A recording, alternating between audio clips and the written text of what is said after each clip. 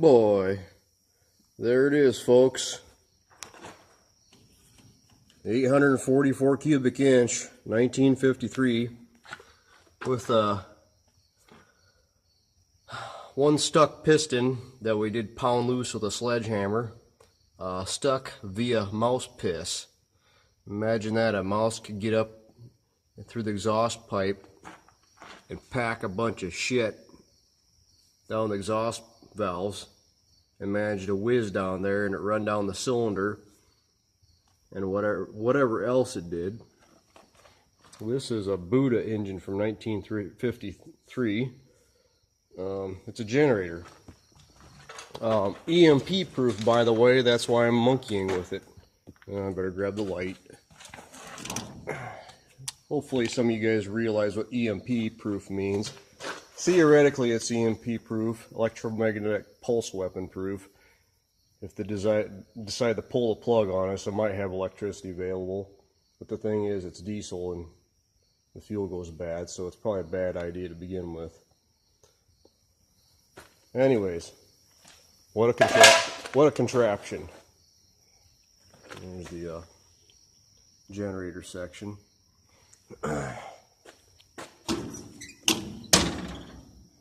Look at that, all them knobs and joysticks, all cool stuff. There's the frequency meter. Tells you if you're from 59 cycles all the way to 63 cycles per second. Old technology. That's from then we got to here with you all start with something. Anyways, I think I'm still recording. Aaron here with Christian Men Going Their Own Way. Good evening, guys. Hope this camera shot's okay. Damn mosquitoes. Wanted to share my thoughts about marriage and stuff. MGTOW is kind of walking the MGTOW lifestyle almost requires, it doesn't require, but it helps having a daily dose of reality and such. So the last church group I was with, I wouldn't call them a cult, but they were old-fashioned to some extent. I chose to check them out to see how they functioned, and they weren't a what do you call it?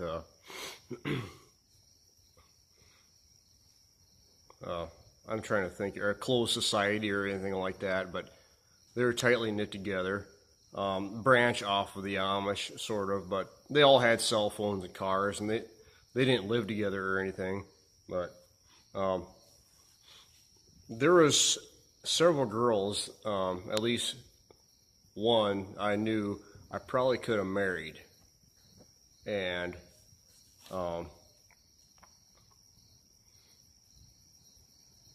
I still see those people, their family and such like that, and I caught her bending over in front of me washing the table one day. It was pretty provocative, I'll say that. And you know, these are the type of women that wear head coverings and stuff like that. Yeah, it was like I was kind of taken aback. I should have just said something like yeah, or you're like I should have just made some sort of comment because of it, but I'm too slow to react. I usually don't say anything, but I'm learning to quit doing that and speak more of my mind. It comes, I don't know if it's autism or autistic, what they call it, but I have to think about situations before I react. And I have to program myself to say certain things or think certain ways when a situation comes. I have to think about it in advance. So just the way I learn and operate. But I had intended on becoming a member of this group, this church group. And so I had sat down with the leadership and we talked several times. And it got to the point where I had to draw the line. I realized I was entering something that wasn't the truth. And it was a hard decision. You know, you see all these happy families, everything, you know, on the surface looks good. And a lot of them, you know, they were just average folks, you know, with their everyday issues like everybody else. But the amount of subjection I would have had to do, subjecting myself to their legal structure. The thing that topped it off was, or put the nail in the coffin for me, was I couldn't have a checking account or a savings account that earned interest. They thought usury was not to be taken from anybody. But yet at the same time, I looked at these people from the other angle. These guys get themselves in massive amounts of debt, bank debt. And it's like, that's slightly hypocritical. They're quick and fast to pay a usury to somebody else, but they won't, you know, they wanted to quote Deuteronomy 23:20 or something like that, you know, don't take usury from your brethren. But at the same time, the verse right after it said, you can take it from a stranger. So, but it was just, you couldn't, you know, you couldn't have any instruments, you couldn't listen to radio, you couldn't listen to music or anything. And I understand, you know, I've come to the conclusion that radio, or at least music on the radio, is just complete garbage. It's all woman worship. Very seldom do you hear a masculine-centered song that's not pandering. So, anyways, I don't live with a television. I don't have a television in my house. But let me restate that I don't watch TV. My brother, who's staying with me right now, who's about to leave here pretty soon, he brought one in and tries to watch movies behind my back. I told him I didn't want that thing in there. He's basically ruined his life because he subjects himself to entertainment. But I understand these people's decisions not to let that in their life, but it came to the point where they were twisting scripture to suit their ideology. And this was a pretty low point in my life when I was having meetings with these people, and I realized I am all alone in my walk for truth. No one's going to back me other than a few people that I know here and there. And so I got pretty depressed when I started seeing this. And, you know, I had all my eggs in one basket, the family basket, or all my chips or whatever on the table for the family. I don't know, whatever you call it. I had everything in for the family. I'd spent years researching what it takes to make a family. And the best I could come up with is to homestead on an acreage, raise most of your food as much as you can, work at home, and have a stay-at-home wife, raising kids, gardening, doing whatever, you know, tending to the things that she was good at.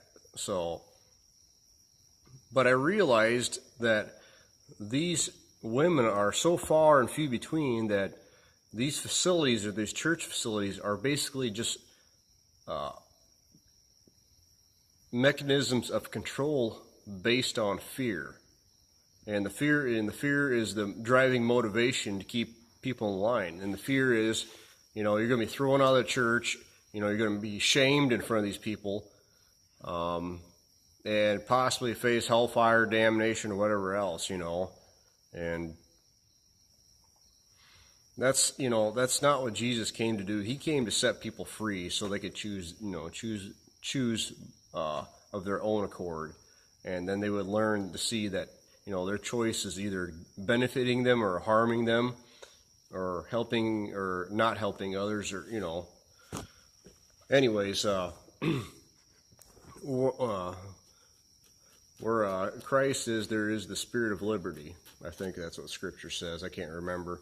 I needed to fire up the audio Bible. I've been slacking off in this area here recently, so I've just been going so many different directions, trying to keep up with the demand. Anyways, that was a very low point in my life when I realized, you know, I could probably be married and start a family, everything I set out to do. But I had to make the decision to, am I gonna follow deception that, is gonna work out okay in the end, or do I gotta make the hard decision, continue to swallow the red pills of life and follow the spirit of truth?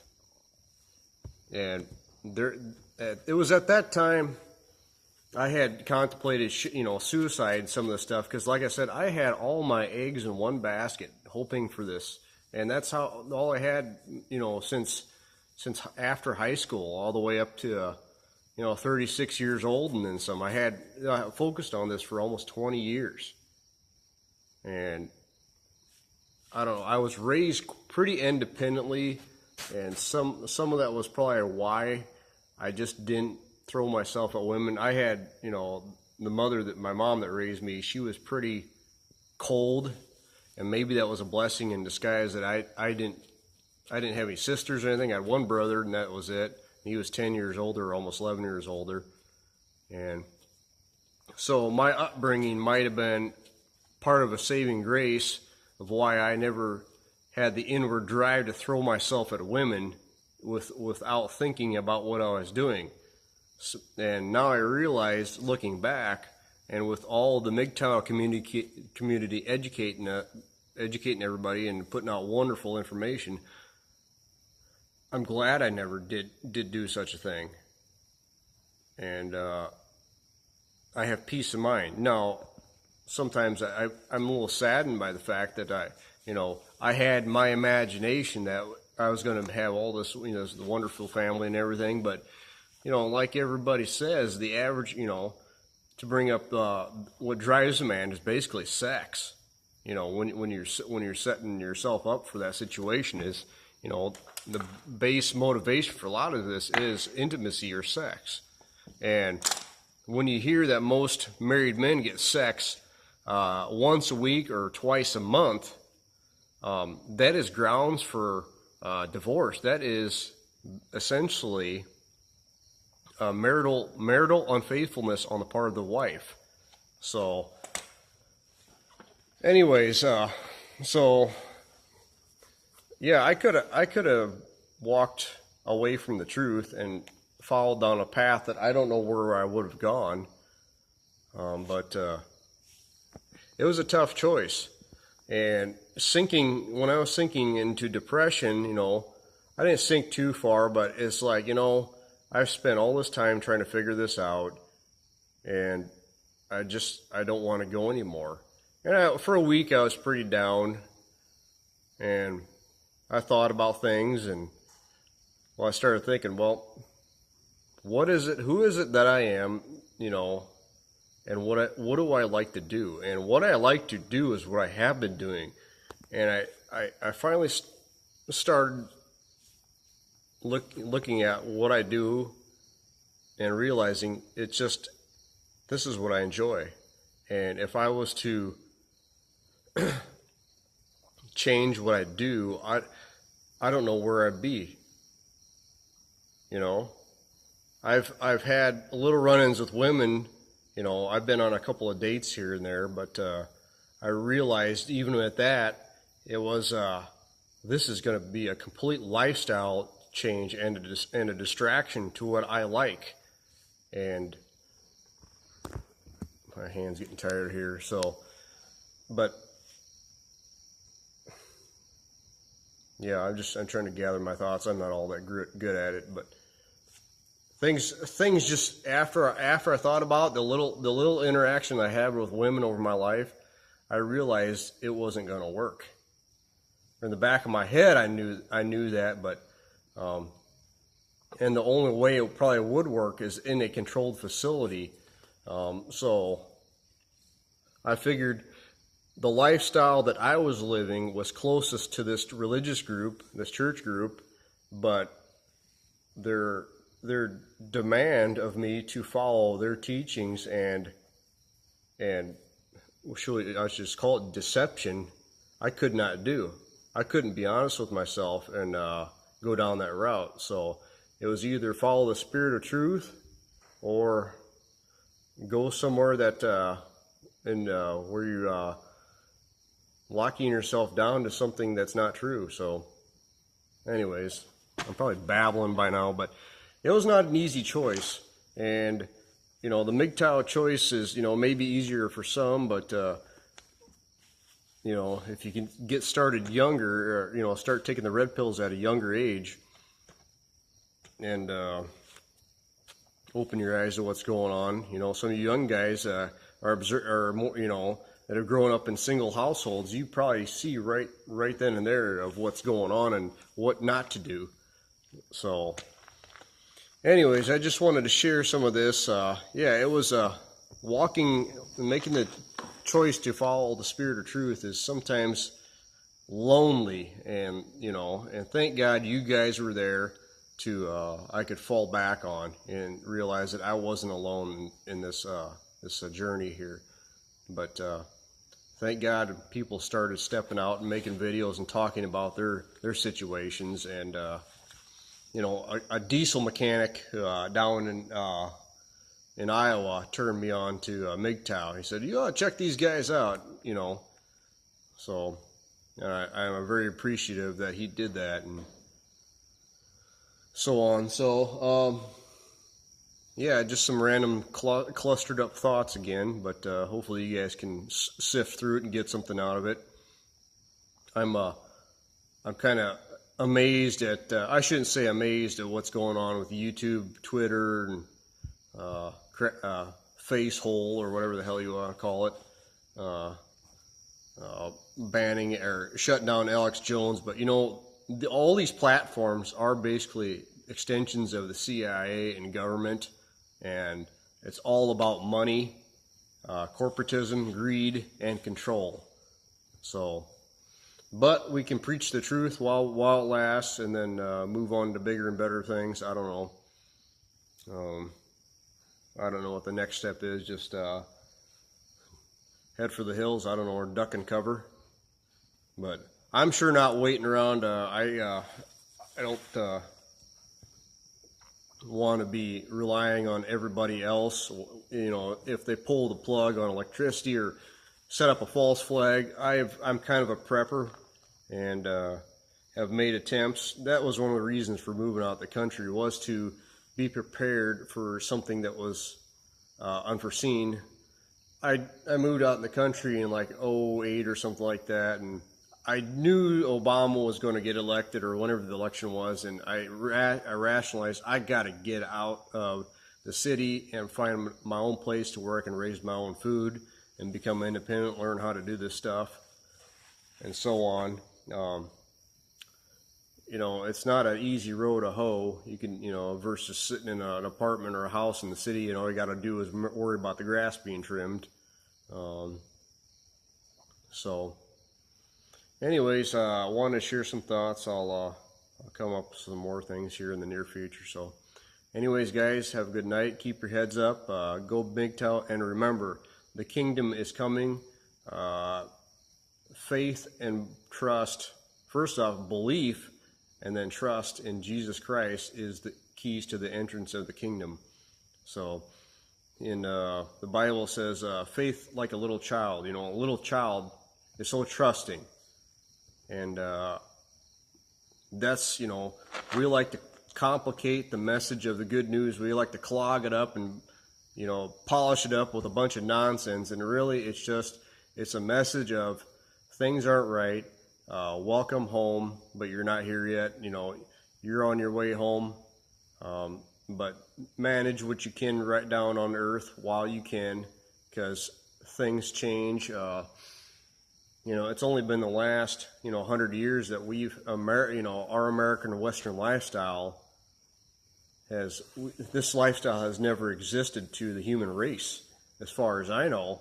And there's a lot of primitive nations out there yet, and third world nations that, but a lot of them are starting to get cell phones, and, it's interesting in itself. But, yes, the kingdom is coming. Anyways, guys, have a good night.